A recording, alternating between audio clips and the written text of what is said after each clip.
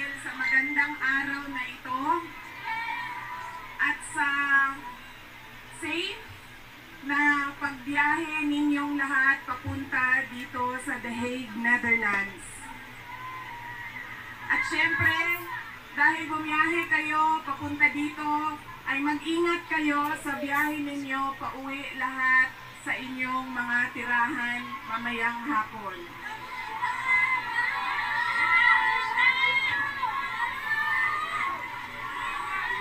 Susunod po ang pagpapasalamat ko sa Dutch Police sa kanilang pagtulong sa atin na mabuo yung programa ngayong hapon na ito at sa pagpahintulot na tayo ay magkaroon ng rally para kay Pangulong Rodrigo Duterte. Maraming salamat po sa Dutch Police and of course sa local government ng The Hague at sa Foreign Ministry ng the Netherlands. Maraming salamat sa kanila.